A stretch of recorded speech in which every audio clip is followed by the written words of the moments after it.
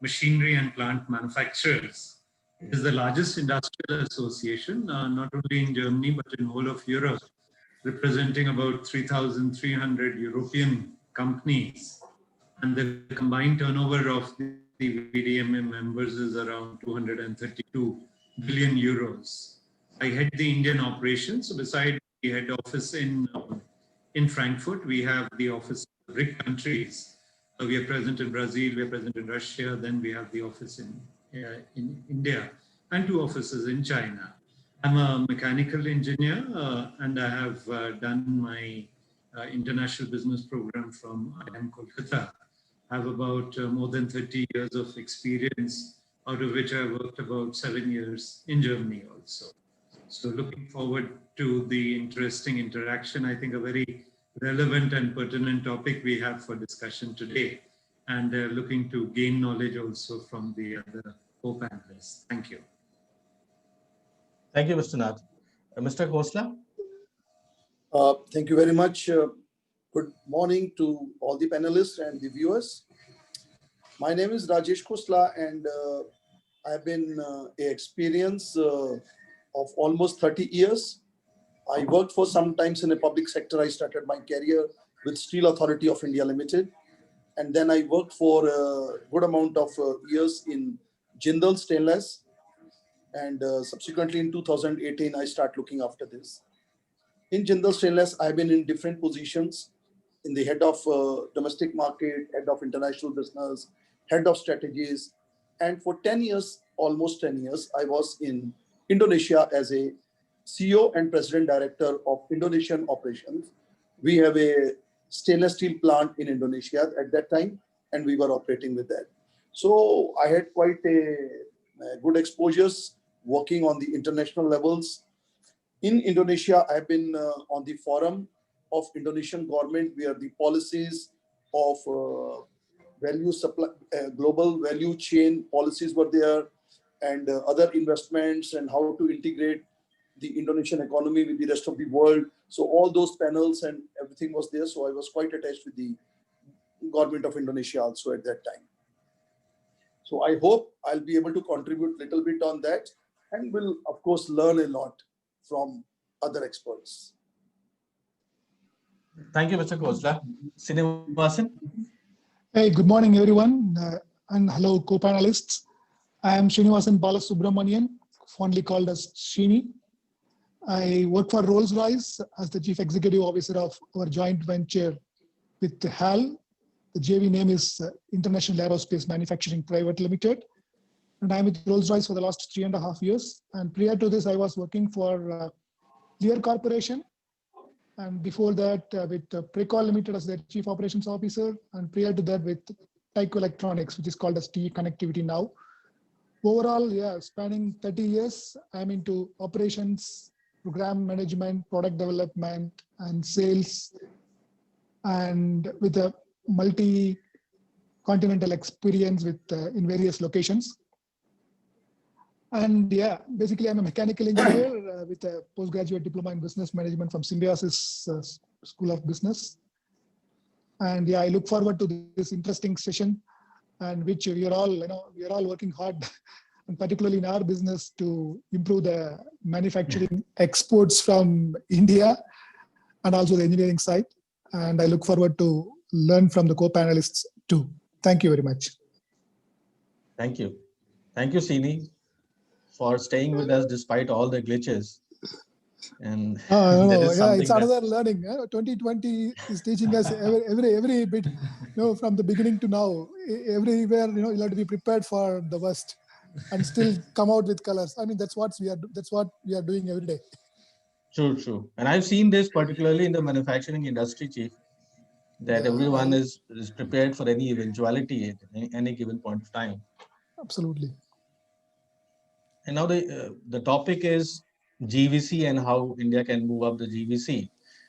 And now GVC is a term that has started getting used at public forums in the last 1 year specifically,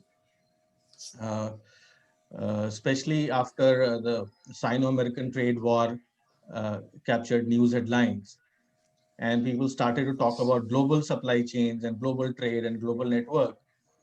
Then the focus shifted to how these value chains operate across countries. Uh,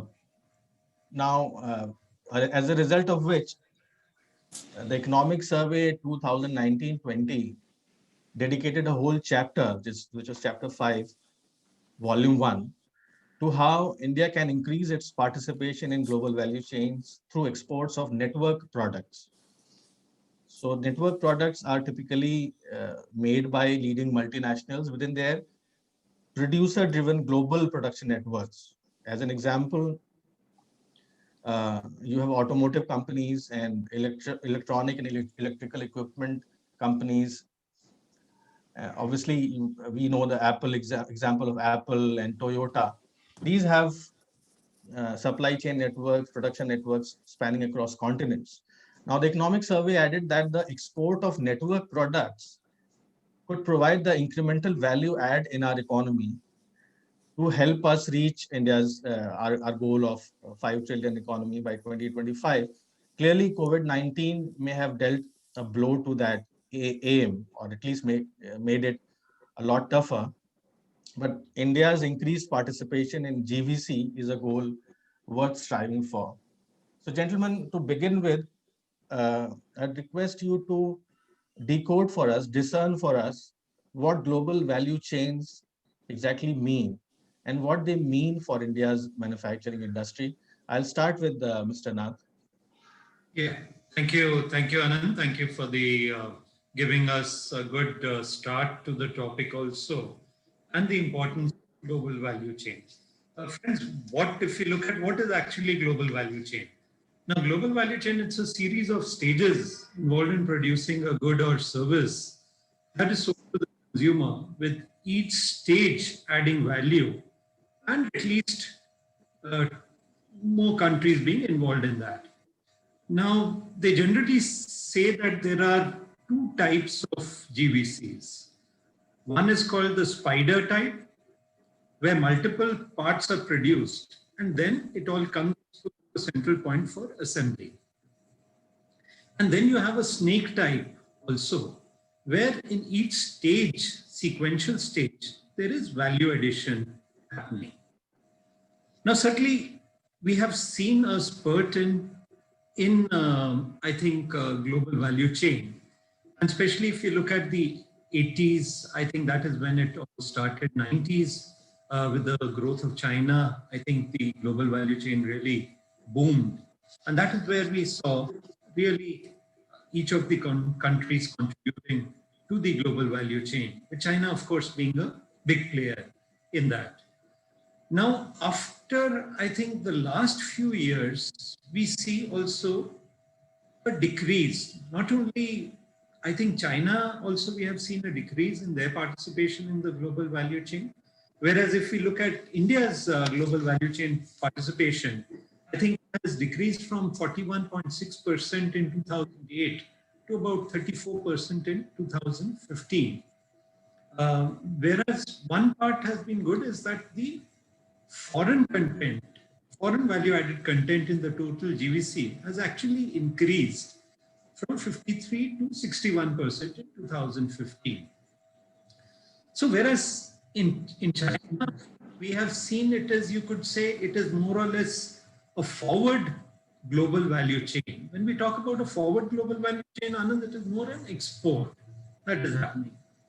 And in India, we have seen the trend has been reversed. So India has had an increase in the backward global value chain, which means we are importing more than what we are exporting. Now, I think why India has not been able to contribute significantly or largely to the global value chain is that, Anand, if we look at our total basket of exports, Anand, actually we have been involved in low cost value addition. For example, be it in the typically, say, toy industry, or to some extent garment industry, jewelry industry also. So 70% of our export basket consists of products which are really not very high value. And that is why India's participation in global value chain has been limited. As you correctly mentioned, now the government has identified these network products. So the aim is these are high value products where we can really add value or add to the value chain and try to gain out of this global value chain. Presently, the products which are of high value that constitutes, for example, automotive parts, that constitute only about 30% to our export basket. Now, we certainly need to increase the participation of India in these network products so that our total value, what we can add, increases. And as you mentioned rightly, Anand, this will help in creating new jobs. It will help in productivity increase also. If I may just share some statistics, Anand, we are talking about almost 40 million new jobs can be created till 2025. And if you look at 2030, almost India can create 80 million new jobs. And if we are able to increase our participation in these network products, we can add almost, I think, around $250 million, which will bring us closer to our aim of becoming a $5 trillion economy by 2025. So that is why I think this is very essential for India that we are able to add value to these products and increase our share in the global value chain. I think that was from my side.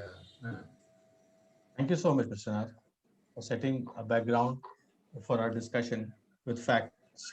Thank you so much. Mr. Khosla? Thank you very much. I think Mr. Rajesh Nath has, in a very structured manner, he has already explained. I'll not like to repeat the numbers what he has spoken because already tone has been set.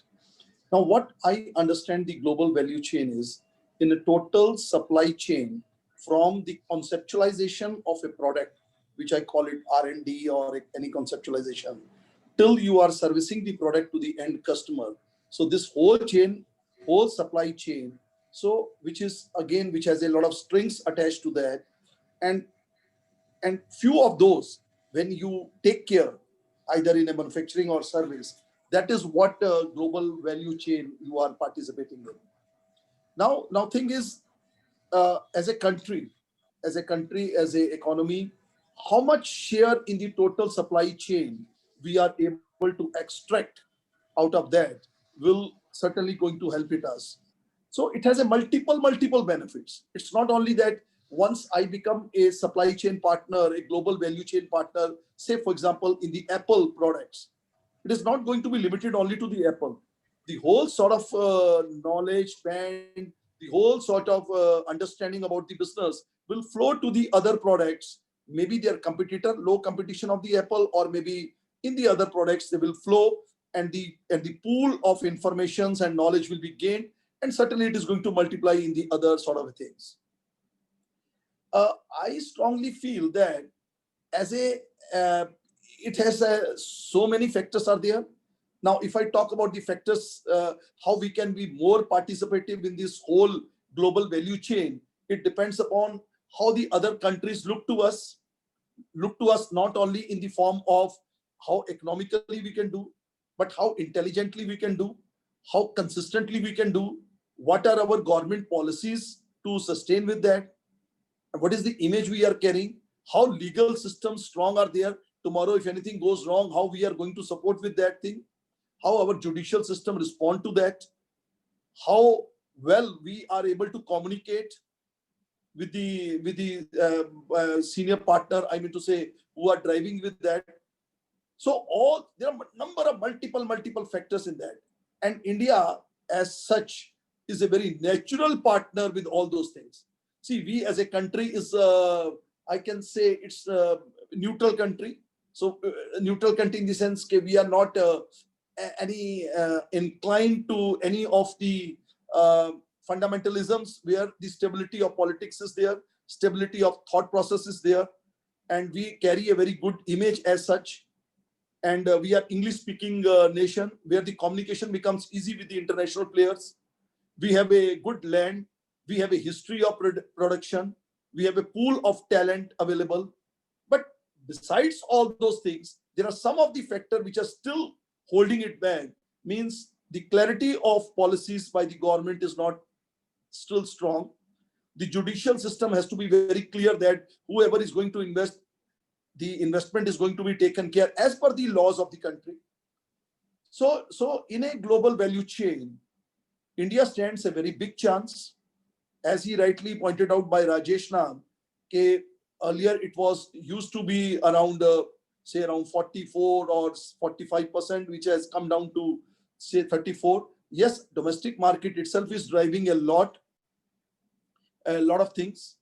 Now, in this pandemic, what exactly has happened? A lot of bad things have happened in the pandemic, but a lot of good things have also happened in the pandemic. A lot of good things.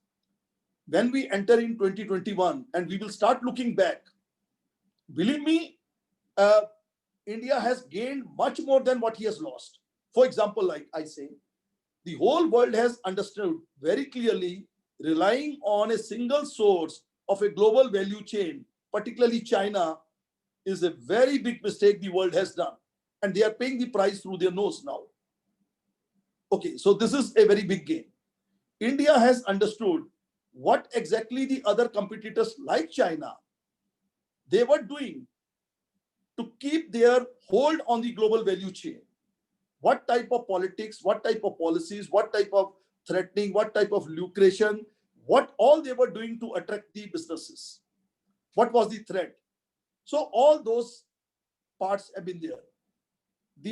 The discussions and the reactions by the then President Trump, or still he is a President Trump, regarding plagiarisms and stealing of the technology and stealing of other things and the behavior of that, they have really indicated that these are also the points which the world looked to when they try to shift their global value chains. And India fortunately stands a very good chance in that case, because it's a very neat and clean country. We don't believe in these type of things. So we carry a good image. Now I think we are ready to take off.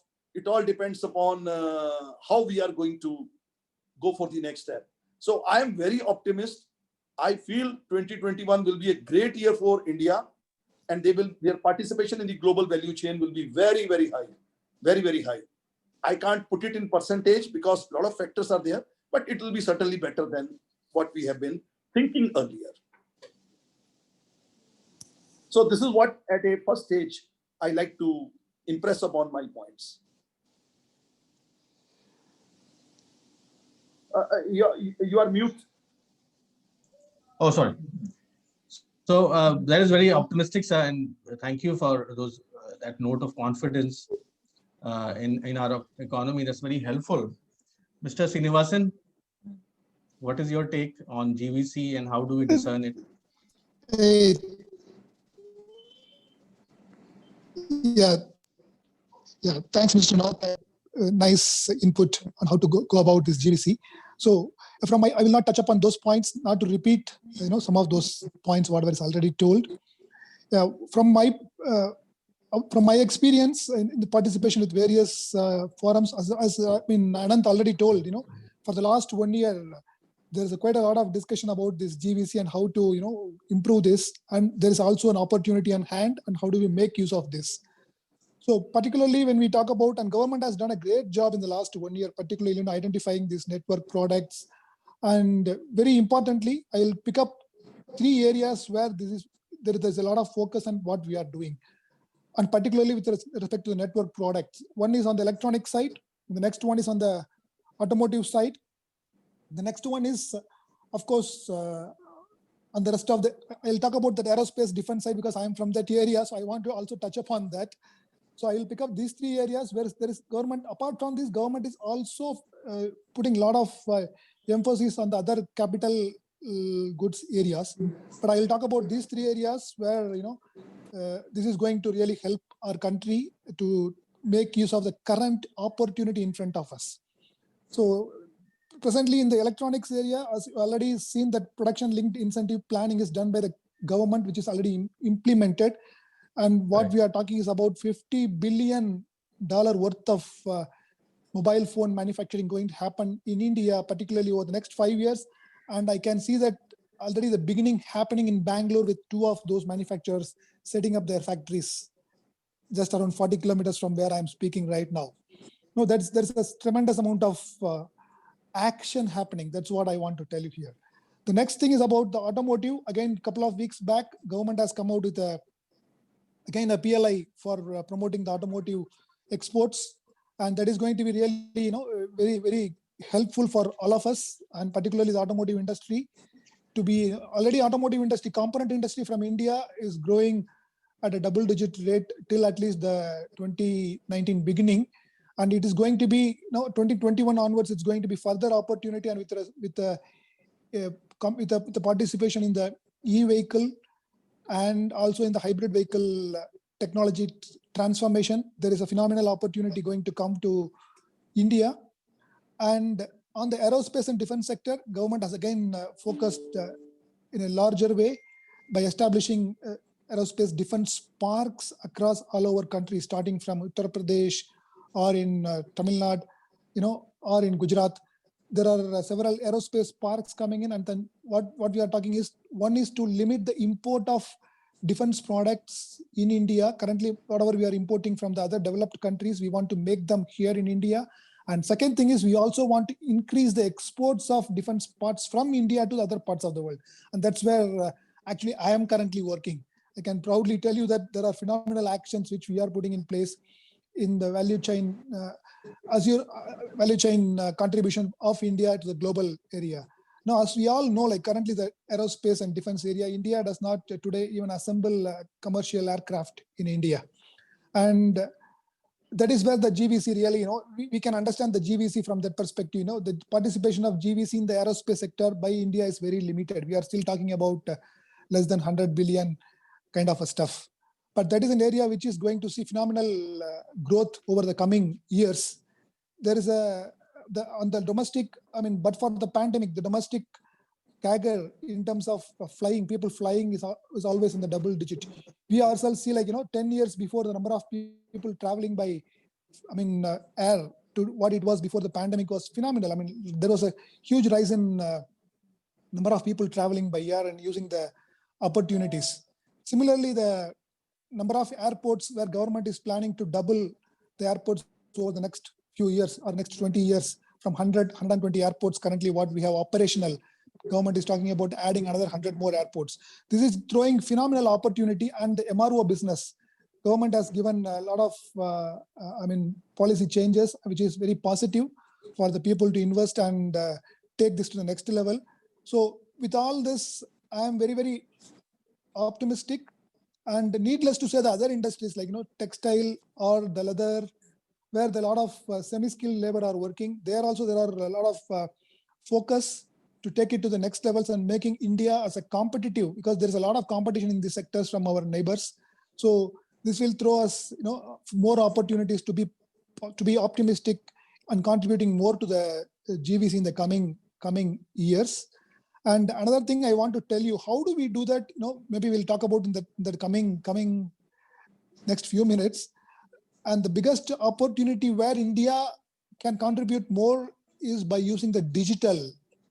That is where the rest of the world is struggling. To contribute to the GVC, finally, we need to be very competitive. Of course, the quality is needless to say. Nobody is going to tell that India has its own disadvantage when it comes to quality or on the cost compared to our neighbors till a few years back. Now that situation is changing with Apple itself producing their products in India. And to be further effective, another biggest challenge in front of us, tomorrow if we get all the opportunities in front of us, are we capable of delivering them as soon as possible? Because time is a factor. It's not that somebody is watching and going to watch us, delivering all these results. The speed is very essential to deliver these opportunities. That is where, what we are facing is we'll have to double or triple the development of products, what we are doing compared to the pre-pandemic levels to the coming future.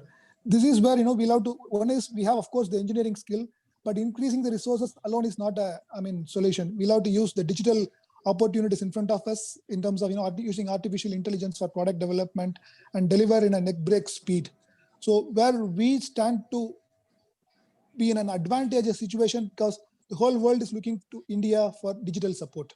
So we can use that support to take us to the next level in the GVC area. That's from my side, Anand. Thank you, Srini. Thank you. Thank you so much. So far we have established, gentlemen, is that increasing our participation from an economy's perspective in the global value chains is beneficial on many, many fronts. And participation in global value chains is also something that is unstoppable in this age and era of hyperconnectivity and digital adoption. Now, I want to bring this to a micro level from the macro level talking points that we have been discussing so far. I'd like to ask you, gentlemen, about your personal experiences from the background of your work. Now, I'll quickly share my experience with you, although I come from a service background, being a writer and editor. To share with you in the last 2-3 years, now I'm able to work with academic institutions, for example, that are from Europe or from the US, which was absolutely impossible earlier. But this is about writing, and this is not an asset that needs to be located at one place. But in manufacturing per se, I want to ask your experience as to how your participation in the global value chains or the people who you work with, how their participation has increased in the last 2-3 years in this era of digital adoption. I'll start with Mr. Nath. Yeah, a very interesting question, Anand. Just let me go a step backwards, Anand. Let us look at India's structure, our manufacturing structure, Anand. So India is largely dependent. We have 63.38 million micro small enterprises, and 99% of these enterprises, Anand, employ less than 10 people. So we are generally talking about a structure we have in India, existing structure, which is largely dependent on the MSME. Of course, they contribute. The contribution of MSME is quite substantial. They employ almost, I think, 50% of our exports is contributed by the MSME. To the GDP, the contribution is 30%. But what I want to touch upon the point, Anand, is that if we have to, as our other co-panelists also mentioned, if we have to increase or improve our global value chain, increase our share in the global value chain, actually, Anand, we need large enterprises. Now, I would just like to give an example. I think Mr. Srinivasan also very correctly mentioned about Apple. Let's just look at the China and Apple factor. Let me just share some statistics here. In fact, in the iPod, China's value-wise addition is only 3%. So only $4 they make out of the iPad. But since they are assembling something like 55 million pieces, that adds to a value of about $200 million US. Mr. Nath, what was the value addition percentage that you mentioned that China? 3%. 3%. And this is mostly in terms of assembly, right? It's only assembly. Large values coming actually from United States. So, but what is important here, what I want to touch upon is we really need large enterprises to set a base in India. And it is not only, that is why when we talk about China and the economics of scale, I think this is a very good example, actually, Anand, if you look. The contribution is only 3%, but value-wise, it adds to almost 200 million. But then you need enterprises which can assemble somewhere around this 55 million iPods. Now, unless we are in India, Anand, we have, if we look at the large enterprises, we have roughly around 600 large enterprises. The criteria would be these 600 enterprises have a turnover of more than 500 million USDs. This is in manufacturing. Yeah. Okay. So unless we are able to increase, so I'll just use the term which I read from McKinsey's report, which I found very interesting, is the missing middle. So what we are talking about is we need at least 10,000 small enterprises, micro enterprises to move to the middle level. And we need at least 1,000 mid-sized companies to move up to the large enterprise level. Now, unless India can do this, so unless we have participation of larger companies, now why have we been able to contribute in the automotive sector? We have been able to contribute in the automotive sector because we have international players operating in India who are sourcing in India and also exporting out of India. That is why our contribution in the automotive sector has been quite high. If you look at India's development, actually we have leapfrogged from being an agriculture economy to a service industry. We more or less missed the manufacturing part, which we are now trying to get with the program of Make in India or contribution of manufacturing in the GDP of the country. So when we moved into the service lane, we have contributed immensely. If you look at our global value chain, certainly India's IT service contribution, ITES contribution has been very high. But unfortunately, the manufacturing sector has missed out this, and this is where now we are trying to get the manufacturing sector also to play a role in the global value chain. And I just want to add here that unless two things we have to do, we need to attract foreign direct investment, as Mr. Rajesh Khosla correctly mentioned, it is very important for our country. But rather than the rhetorics, what we actually need to look at why we are not able to contribute so immensely. Of course, some of the points have been raised very aptly by the co-panelists. But let's look at some ground realities also, Anand. Our cost of logistics is 4 times higher than in China. And in fact, even twice as high as in Bangladesh. The cost of power is one of the highest, industrial power is one of the highest in the country. So unless we really look at certain reforms, then cost of land also, for example, cost of land is again for a country which has an per capita income of $2,000, I think the cost of land is immensely high. So these are all the factors when we look at really ground level reality, Anand. These are to some extent constraining our role in increasing our share in the global value chain. So I would just like to sum it up. One, we need to have large enterprises coming. So that's why enterprises like Apple, Samsung are adding a lot of value. More automotive companies using OEMs, using India as a hub for sourcing. And we are talking about China plus one policy where India wants to come in. But again, let us be cautious. There is a Nomura study that was done, which shows out of the companies that moved out of China, actually Vietnam could attract 17 companies and India could only attract 3 companies. So within Asia, within Southeast Asia also, there is a lot of competition that we would be facing. And Vietnam, in fact, has really progressed very well when we look at adding low-cost manufacturing or low-cost value addition.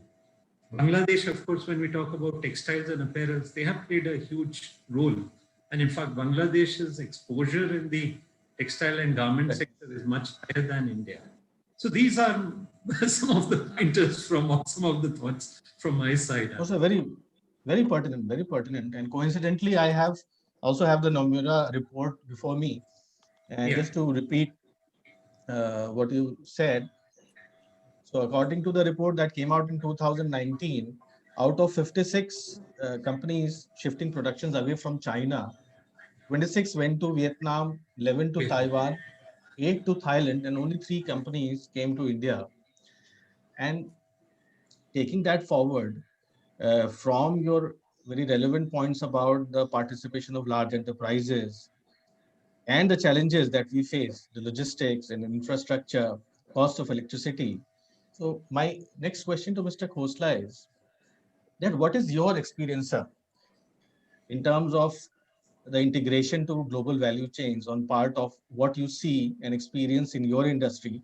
Has that improved in the last 2-3 years? And how can it improve more? What are the challenges that are in the way of it increasing its participation? Thank you very much. Let me share. Let me structure a little bit further. We discussed like that. Okay, in a global value chain, what are the factors which attracts the foreign companies? Let's say in India or anywhere, they participate in that. I like to give one example, which is not of India because I have a good experience outside of India also. It is in Indonesia. In Indonesia, there is a lot of nickel ore is there. Nickel is used in metals like stainless steels and even batteries and all. The price of nickel ore is $30 per ton. And the price of nickel is $12,000 per ton. This is a value addition. The whole nickel is taken from Indonesia to China. They process the nickel. And after processing, they don't allow the nickel to be exported outside. They force the Chinese companies to use the nickel in their end product. Finally, what we should be getting as a third party in the form of end products, maybe like microwave or a refrigerator or stainless steel utensils or anything Batteries. else. This is a level of value addition the China push purposely to make their value addition. What happened? The Indonesia thought, if $30 is my input prices, which I get it, and 11,000-12,000 is the price of nickel, what they are doing, why not the nickel is being manufactured in Indonesia? They tried very hard. Nobody was ready to come, even though the companies could have gained the freight advantage, the electricity advantage, the all advantage, but still nobody has come. What is the reason? The reason is people do not rely on the policies of the government. They say, today you will give us these soaps, tomorrow you will take away, we will be in the mid of our construction of our plant, and all the things will be reversed. We are confused. It's not about the tough policies. See, when I was interacting with those people, because we were also participating in that, we were interacting with those people. People say it's not about the policies, whether the policies are attractive or not attractive. It is about the stability of the policies. It's about the consistency of the policies. You say that we are going to tax you 20%, 30%, 40%. Anyway, we will work out our things according to 40%. But if you go on changing the goalpost, then we are confused because we are in the business. We are not in the politics. So I'm just giving you one small factor. After that, the government of Indonesia, they banned the nickel ore. And these Chinese companies, they were pushed hard to put up the plant there. They invested almost $10 billion in that plant. And after that, the government again changed the policy. In Indonesia, sorry, in Indonesia. I'm talking of the Indonesia. After they banned this, after they banned the export. Okay. Yeah, export. So the companies were forced to put up the plants there. And they invested $10 billion. And when they were in the mid of the construction, the policy again changed. They allowed the export. So the investment of $10 billion was in jeopardy. The people think now what to do with that. Because again, the companies who are in China, they can produce cheaper. Why to come here? So there was a lot of confusion. See, they were able to attract the $10 billion in global value chain, but they were not able to sustain it. Otherwise, almost $50 to $70 billion could have flown to Indonesia only because there is a change in the policies, if they would have maintained.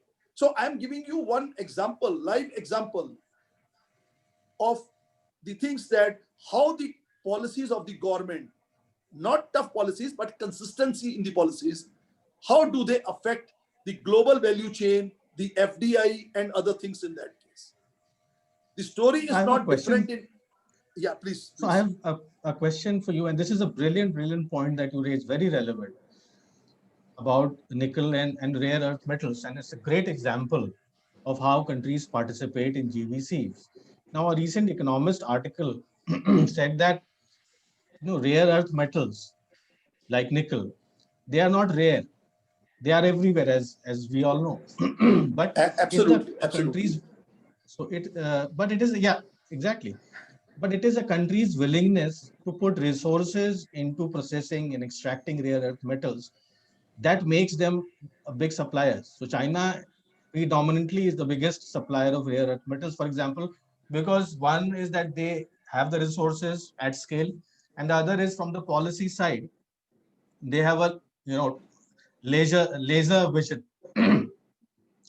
So they have a laser focus that if they want to do it, come what may, they'll do it.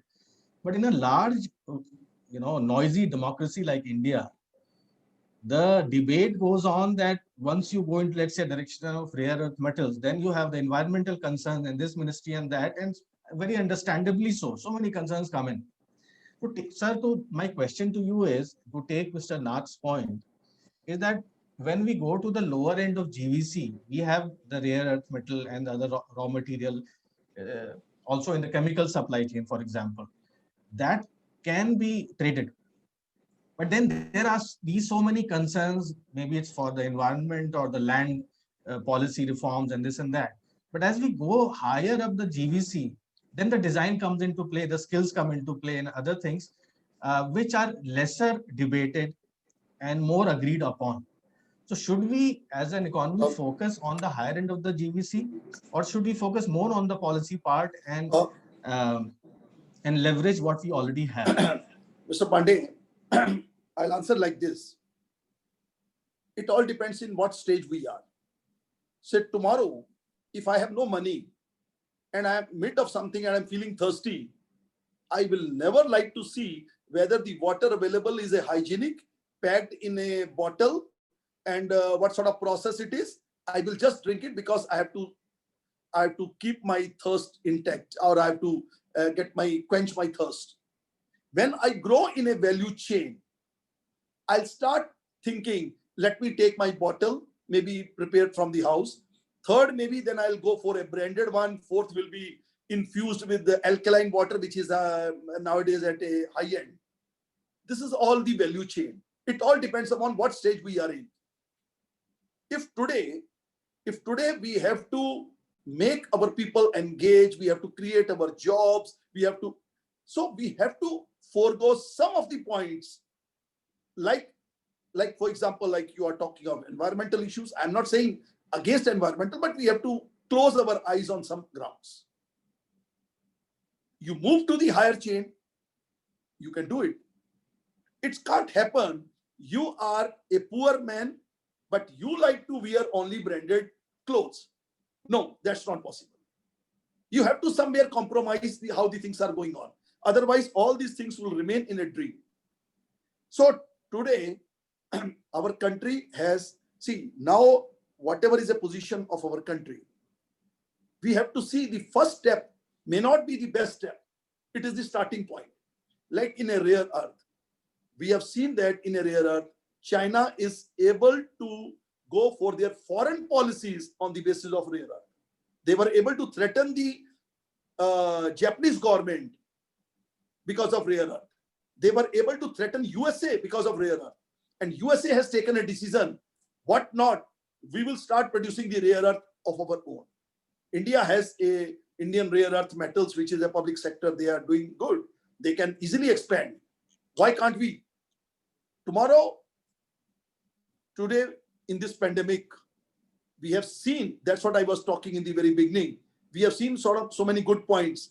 When you will try to work out, when you will try to gain the position in the global value chain, what sort of problems will be created by your so-called competitors, we cannot even think of.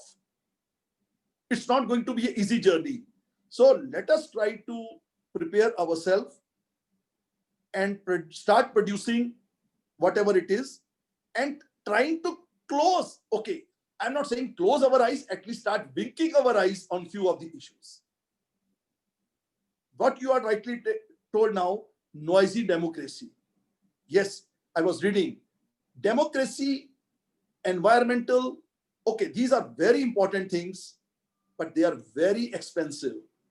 Can we really afford the 100% of that? No. I think somewhere we have to really compromise on that and to move forward. And then once we gain to some level, then we can refine ourselves. Nobody stops us. Today, Europe is able to talk about the environmental issues because they can afford. Now, the poor countries like Africa, they cannot talk about the environmental because they are engaging themselves to gather the food and all those things. So these points or these luxury things, yes, we want to wear, we want to afford, but once we start earning, then we can afford. Not in the beginning, not as a poor man.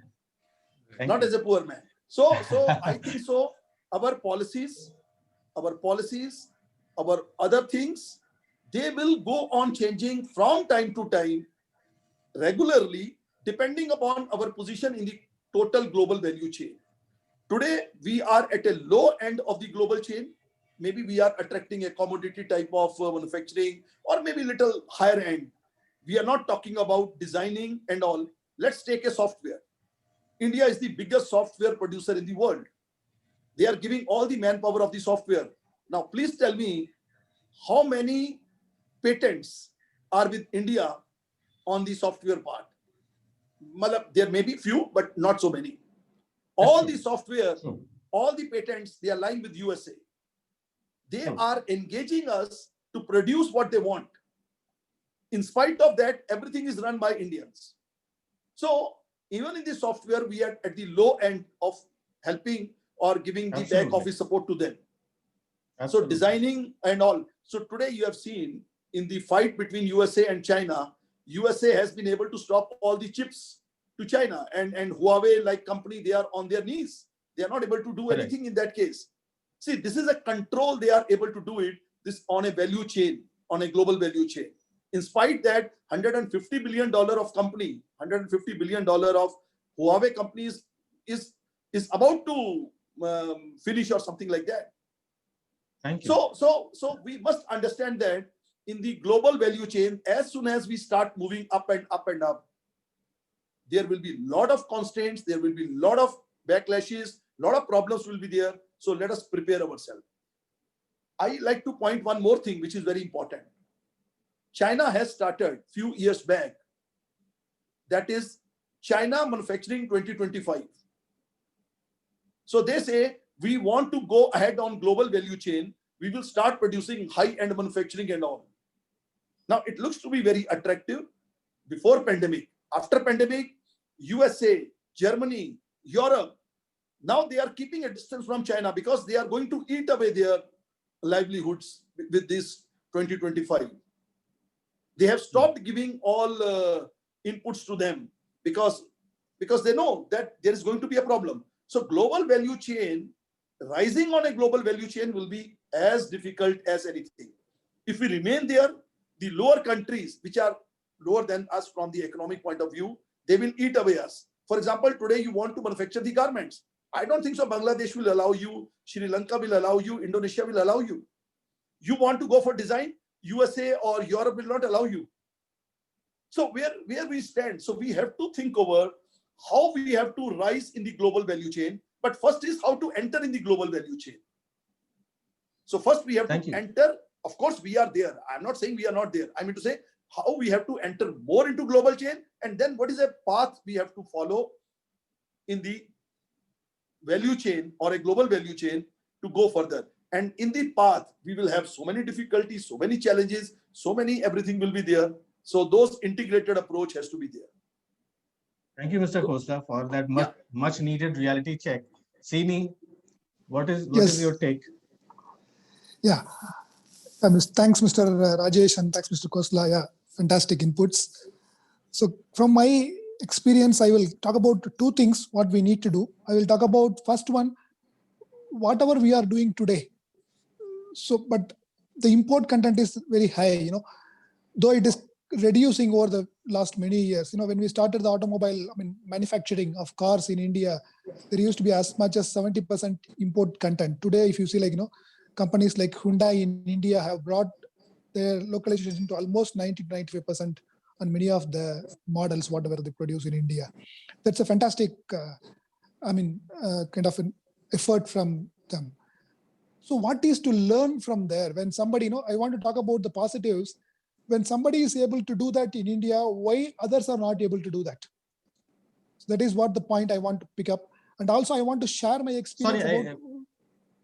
Sorry, Sini. Could you repeat that point about why others are not able to do that? Can you elaborate? Yeah, I want to just elaborate on that. So how one company is able to do that and why others are not able to do that? I want to pick As up an from example? there. As an example, yeah, I want to tell you, like, the companies who are focused on localization. Look, the company, for example, the companies who have localized as much as possible. For example, just on our topic GVC, to go up in the GVC, there are two things. One is to reduce the imports as much as possible and increase the value add in our own country to avoid the control by somebody else, not to be throttled. Today, we are at the mercy of our neighbor on the electronic side of the automotive, Correct. But even on some of the precision mechanical components, also we are still depending on some of those our neighbors or the developed countries. Correct. But I want to share the right example here, how we achieved even 90%, 95% of the localization here. There is one fundamental thing I want to just tell you here. In my experience, there's a sheer focus which is required by the leaders like us. Okay. It's a sheer focus of getting things done. We can talk about 100 or 1,000 hurdles available in front of us. But as leaders, I think we'll have to just only talk about how to get things done in India and set examples to others. You can see in India, the biggest example, if you are successful, there's a huge herd mentality in India, right? If one person is successful in one area, that there are 1,000 followers to you. So we are that is our way of, that is the way we are structured.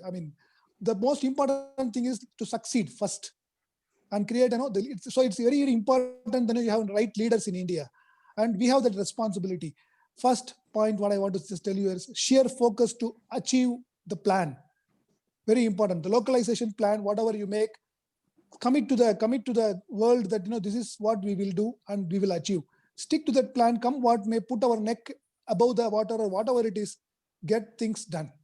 So that is how the automotive industry has moved forward. If you all take that as an example, 1990 automotive to 2020, last 30 years, the travel is huge.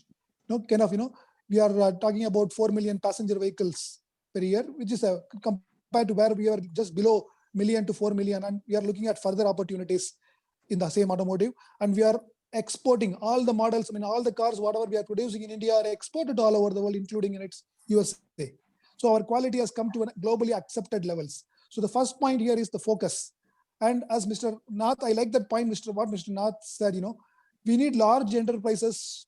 I have great respect for all our SMEs, but we need those large enterprises to take the lead and set example, to take the pain first and lead from front. That is what will make these things happen. Second thing I want to just tell you on the biggest advantage what we have. Always, let us not only talk about the weakness. Yeah, I can talk about, we have where already work is already started by the government, at the policy level by the government, or at all levels by each one of us. I can talk about the weaknesses what we have. Yeah, there's a productivity weakness because of the labor policies what we have. Also, there are about the infrastructure weakness starting from us. As my co-panelist pointed out about the logistics cost, what we incur today are highest. Across the various competitors. So these are all, starting from the labor or starting from the logistics or starting from the infrastructure, we have weaknesses in system, which each one of us are addressing, how to manage that. But how do we we have some strength? How do we convert the logistics into a strength today? There are opportunities, but how do we do that? We need to be prepared to take some risks. I want to tell you, when I talk about first one, focus, sheer focus. Second thing, we should talk about the leaders should be ability to take risks. Very, very important. How do we convert I can share a story, case studies, whatever. On the logistics side, we realize that, there is a problem for us to be competitive in the global market when we export because of our logistics cost. Just then we picked up a risk and then converted the logistics, converted the air freight into a sea freight, and picking the working capital risk on our side. But that seemed to do, that did wonders for us. I mean, the customer appreciated it so much to that extent, they were not able to do for the next 1 year with other fellows converting. Of course, this can be copied and asking other fellows also to ship by sea on certain critical parts. But the other guys were so adamant that they could not, the flexibility in India is not available with everybody else also. And we'll have to create that. So this is very, very, very important for us just to drive this risk-taking ability within ourselves. Because of the culture in India, always we are not like that kind of risk takers like our neighbors, to whom we are talking about today. But that risk-taking ability is required, and at least calculated risk-taking ability is required while the government or the other people are trying to create advantage to us. The third thing, what is available as our strength today, I want to repeat from my first one, digital advantage.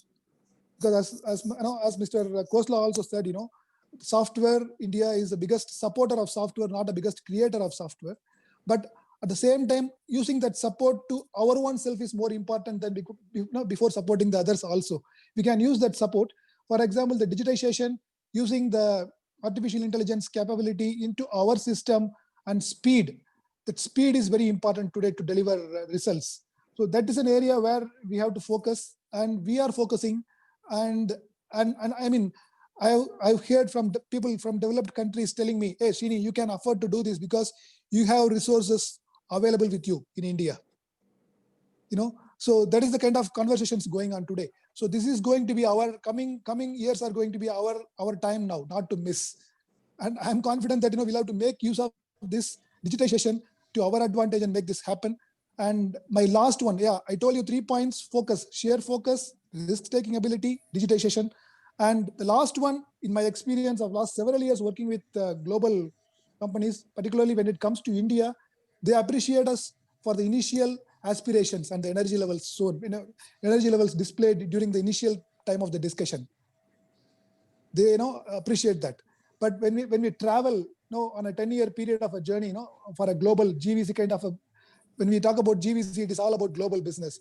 So it's also about long-term relationship and sustenance. So when we talk about initial first 2 years, 3 years till the technology is transferred, we are all very optimistic. We are all very aspirational. We show a lot of energy. After 2 years, when the investors, they look for results, like the kind of cost or even the dividends for themselves and the investors who have invested globally into India.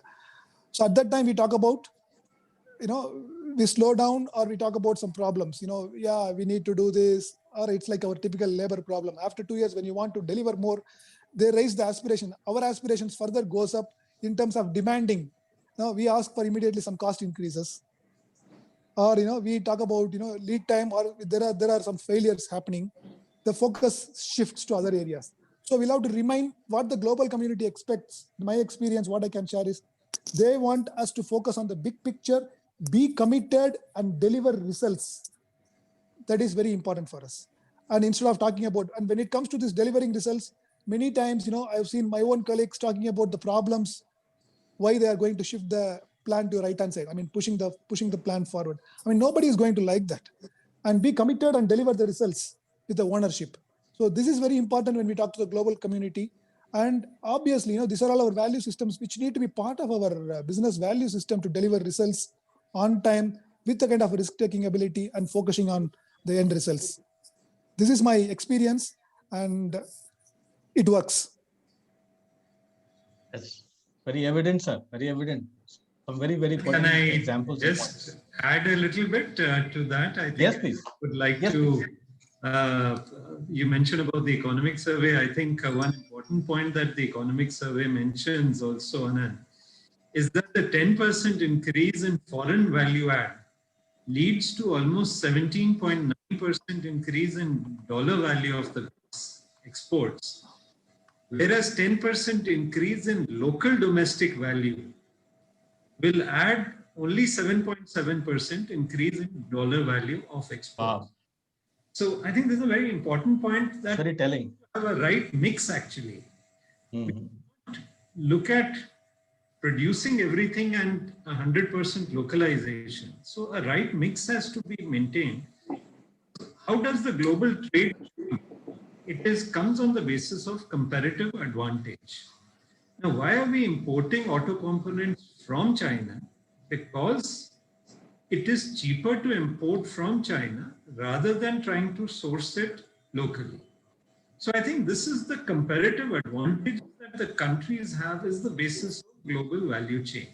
So I think a right mix is needed, what you can do in India and what you need to import, which will give you a higher value.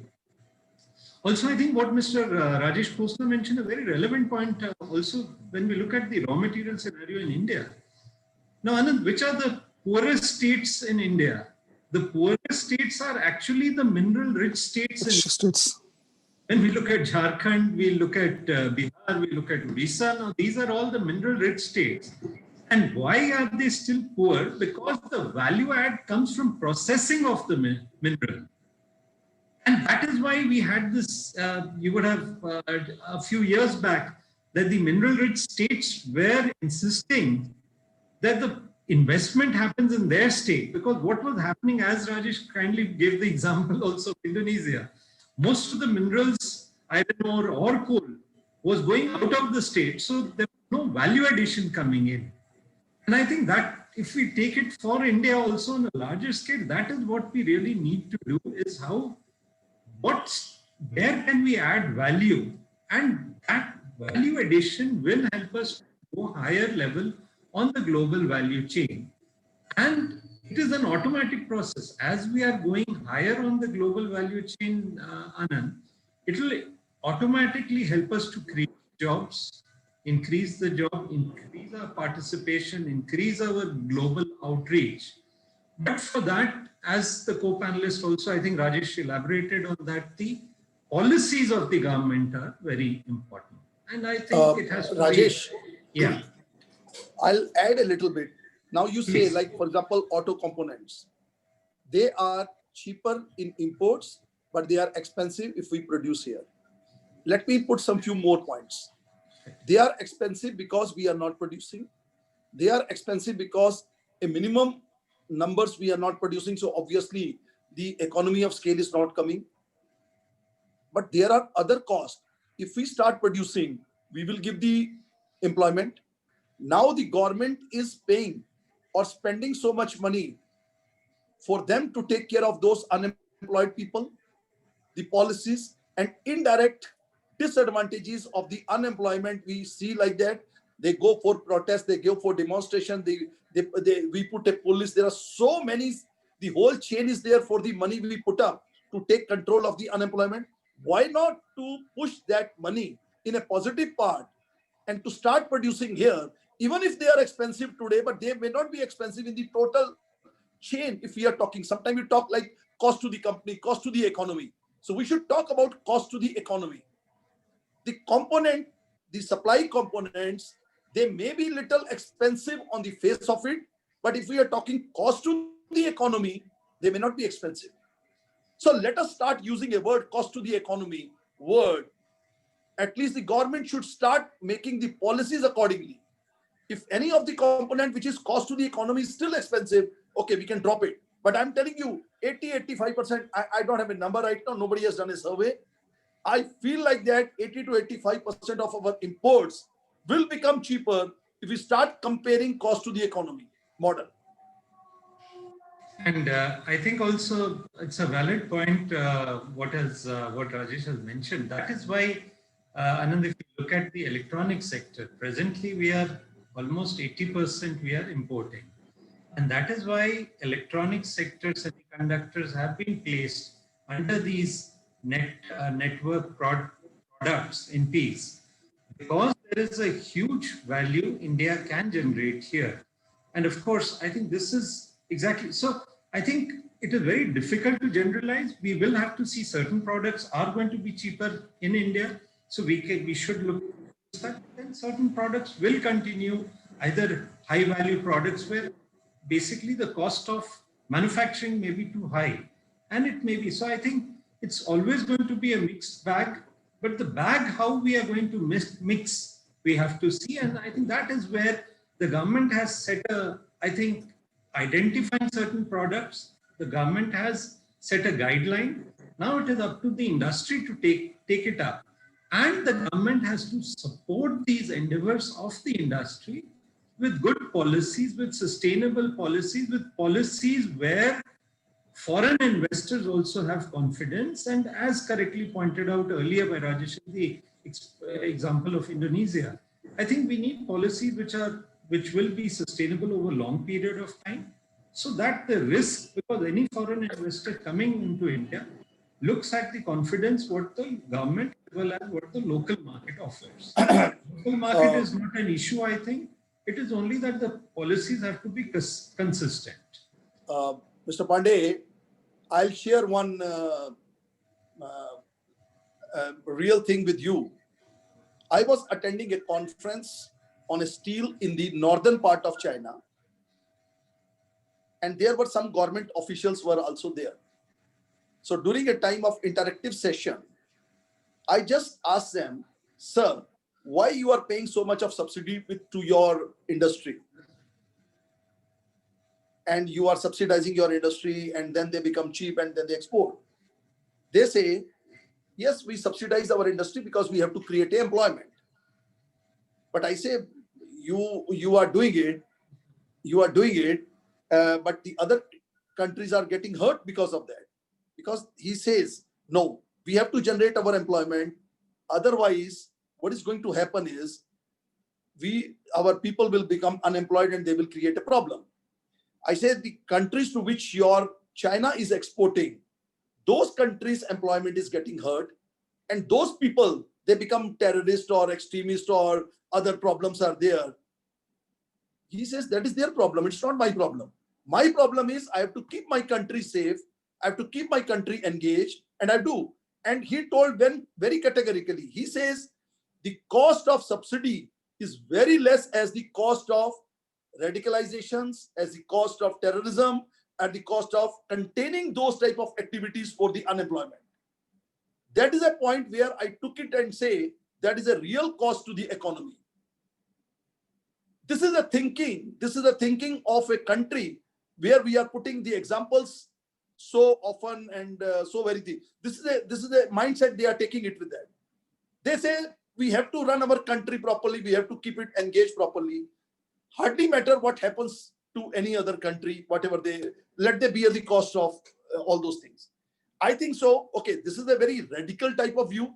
I do understand it's a very radical view, but still we should think of how to engage our people and to make the country run in a proper manner so that this becomes a nucleation point for the future. And from here, all sort of design elements and higher end of global value chain will start coming up with that. Today, our children, if they study well in the good universities, tomorrow they may not be engaged in the manufacturing, they may be engaged in R&D, innovation, and all such things will be there. Our innovation has sometimes been killed because our day-to-day affairs are too stronger than thinking on that. So I think we have to give a good platform, at least for the next generation, so that they are on a higher value chain, in a platform of a higher value chain rather than on a lower value chain. Very important point, Mr. Khosla. Very great insights and examples. Now, we have about 15 minutes for audience Q&A. I'd invite the attendees to start writing questions that our panelists will be happy to answer. Meanwhile, while we get questions, we have about 10-15 minutes. Now, one poser that I would put forth to each of you is that Mr. Nath gave a very good example, a great thing to learn, that within India itself, we have, examples of one region doing well because of certain elements, certain attributes, and the other region not doing well. As well as there are companies that are higher up the value chain, and then there are companies that are lower the value chain. Now, what are the things that need to be done for an industry? The automotive industry, for example, Srini gave an excellent example that in the last 20 years, they have been able to move up the value chain. and now they are a global force. So what are the key things needed to be done for the manufacturing industry in India, learning from the example of the automotive industry, for instance, that has worked in India? And that will help an industry move up the value chain. So I'll start with Sini. Yeah, thank you, Anand, for that. So number one, if you ask me, number one, I will tell you this: engineering the process in India, very important for us. See, it's not only putting the labor in India. We'll have to do a little bit of, even when you begin, it's all about, we start a low cost manufacturing. That is how the transition happened even in the automotive. We all started with the low cost manufacturing because of the low labor rates. And when the labor rates started going up, we started adapting more engineering work in India. Because our engineering talent is available in abundance, and that rate is compared to the developed countries, it's again competitive. Later on, then the trick came in.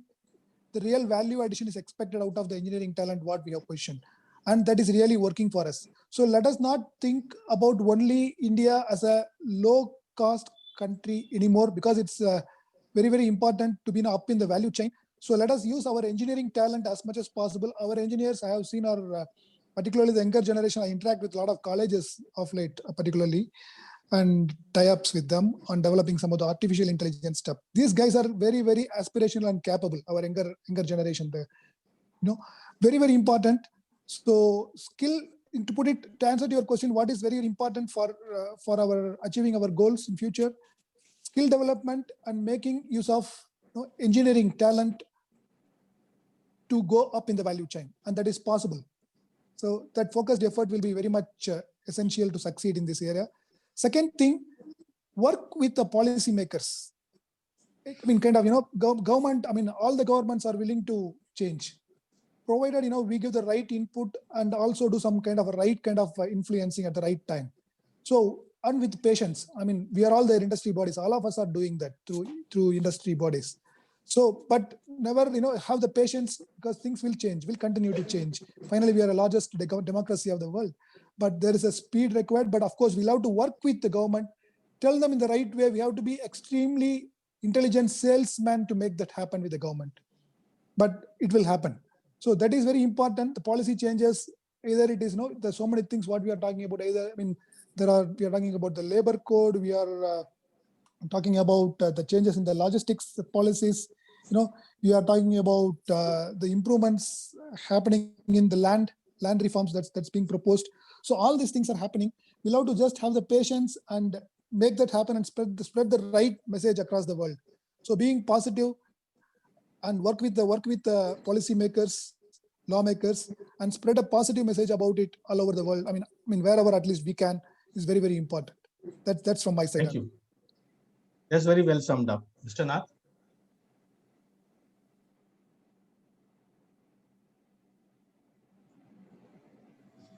Sorry. I think Shini has covered a lot of points. A few other thoughts from my side. One is, I think, Anand, what is very much our whole education system, the graduates that are coming out from the colleges in India, I think what we really lack is the practical knowledge. They are not ready for the job. I think there was a study done which also showed that hardly, I think 16 or 18% of the graduates are actually ready for the job.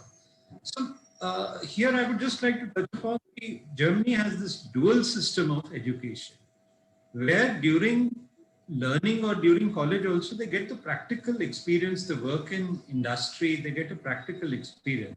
So I think we need also to adopt such a system where the graduates get practical knowledge, and once they are coming out of the college, they are fit for the industry. At the moment, I think this fitness factor, there is too much of theory knowledge that is there. But really, when you come on the shop floor or when you get into the job, that practical knowledge is missing. And the first point, and second, I think we need to increase our participation of educational institution, R&D institutions with the industry. Now there, the connect in India is very low. The R&D institute should take up projects which are actually beneficial for the industry and do research work and try to solve problems of the institutes. We have a lot of institutes, good institutes, but I think the industry connectivity of these institutes at the moment could be much better. And one more point I would like to touch is also, I think, cluster development. Now we have certain clusters. We have, for example, the automotive clusters. We talk about Pune, we talk about Chennai, we talk about NCR region. We have when we look at ceramic industry, Mr. Khosla also is part of the ceramic industry. We have Morbi, Gandhinagar, the Gujarat belt. Almost 70% of the ceramic production in India happens in these. Let's look at the pump industry. Coimbatore is the hub of the pump industry. So I think we need perhaps to look at building such clusters, because in clusters, then you can pool resources. And this cluster can really come up if with the right policies, with the right support from the state government and the industry. I think this is also very much required. And I think generally we have a perception that the government support is always needed. I think it has to be a play. It has to be a play of industry and the government. The industry's role is equally important. If we need to do R&D projects, see, Anand, the global spending in R&D is around 2.5%. Developed economies spend about 4% in R&D. In India, it is hardly 1 to 1.2%. So the industry also needs to invest in R&D. And as I think if we sum up our whole discussion, why we need to grow up in the value chain, and that could always happen when we do more skilled jobs rather than at the bottom low-end jobs. So and that can only happen when we have the requisite skill set, when we have the R&D developments happening in India. So these would be 3 or 4 points from my side. Thank you, Mr. Nath. That presents a very, very clear picture. Mr. Khosla, what are the key things to be done by the industry and the government for us to be able to move up the value chain? Mr. Rajesh Nath has very pointed out very rightly. I'll repeat the same thing because I've been discussing this part earlier with some other forums also. Like, for example, our people, our students, they who come out. Now, if you see the students who come out, they grab a technical knowledge somehow all the times. But there is a other part, softer part of the knowledge, which they are not carrying. Even the graduates and even the postgraduates, they come out, they hardly know the other aspect of business, like, for example, a time management. They don't know how to get a knowledge if it is not available, how to structure their data, how to keep it, how to use a software, how to integrate all the other areas, how to communicate, and all those things. It looks to be little very, what do you call, different when we are talking, but these are very important things. The most innovative people in the world, they belong to America, USA. What's the reason? Do they study more? No. Their mindset has been made like that. They are open-minded. They know what to get from where. They integrate the things and to develop the things and all. As far as knowledge is concerned, today enough knowledge is available everywhere. There's a pool. You go to Google, you will find the whole knowledge is there. No need to grab the knowledge and put it in our head. We should be able to implement those knowledge now. And this implementation will come with the skill also. How to use that knowledge, how to use the all knowledge pools and integrate in a fashion where we really require. So we have to prepare our student. Otherwise, industry, they spend millions and millions of dollars to upgrade the people to that level. And by the time they come up, they have their different other things to do. So I think one is the education, right education. I'm not saying technical has to be diluted, but at least this part of exploiting the technical knowledge also is very important. Not only imparting the technical knowledge is important. Second is, now India has started working very well on startups or entrepreneurship. Entrepreneurship and startups are very, very important. Okay, I'll go by my panelist view that we need big industries in India, because these big industries, they can be a big force which they can bring in a value chain. But to support these big industries, we need a lot of entrepreneurs, a lot of small startups and all. They grow. Today, let's take example of Flipkart. The startup, it was a startup and it has gained to that level where they have started working with big chain people. So we need startups, we need everything, we need, so overall we have to create an environment. Once these students, they graduate, there is a whole lot of, what do you call, opportunity available in the whole industry. You tell me what is your liking, you tell me your, what you want to do, everything is available with that. Okay? So that is how opportunities are, everyday opportunities are available in some form or the other, but how to grab those opportunities, I think that also we must know with that. We must know. And once we increase our talent pool of the students or the outcome students, some of those will go as a policymaker. I mean to say they will become a politicians in a policymakers. Somebody will be in the execution like an IAS officers and all, and others will be entrepreneurs. Somebody will be executives and all. They all will be in different pools. And if they have those mental levels, probably I think things will start working very well. As a country, I think we are equipped. As a country, very young country we are. A lot of time we have yet to see. By the time we will get mature, still we have around 30 years there to get mature. So 30 years, we don't have to waste now 30 years. So Right. we should. So Yes, I don't want the other countries, they start taking advantage of our youth. Our youth should start taking advantage of them, and let's proceed with that. Very well put. Very well put, sir. Srini, you want to add anything to that? No, yeah, I agree with my co-panelists. And one more thing, what I want to add on the education system, the value systems required in the business. It's not only about the talent, what we talk about, no skill required in the engineering, skill required in everything what we talk. Some of the, I mean, Mr. Khosla also spoke about that, some of the basic things which are required to be in business. Some of the value systems are very, very important. What from the positives I say, like today, there's a lot of passion available with all the people who are coming into the industry, which is a very positive point. So, I have to give a big tick mark for India on that. The next one where I see, where I was in one of the IIMs a couple of weeks back, and there was a huge passion about what they want to, their aspiration. Second thing, what I want to just talk about, a big plus side is there is always a commitment available from all the youngsters coming in from the college. That's again, they are very clear. Unlike our days, they know what they want to become. Unlike when we started, we got, whatever was available, we picked and started the career from there. Today, the people are very clear about, and then they commit to a certain vision, what they have in their mind. What is missing, what is expected and what is missing when they come into the business is the perseverance to achieve the results. They want everything today because of whatever the digital world or whatsoever it is, the results. They also expect, the failure. They're not able to cope up with the failure when they face it for the first time or second time. And I pity these guys. They are not. Culturally or whatsoever it is. This our including my children. They have to be, instead of we telling them how to be successful, we'll have to just teach them how to handle failure. That is very important for. Unless otherwise somebody tells me like they are successful in everything what they did, I have my own doubt about what that guy is talking. Whatever they are talking.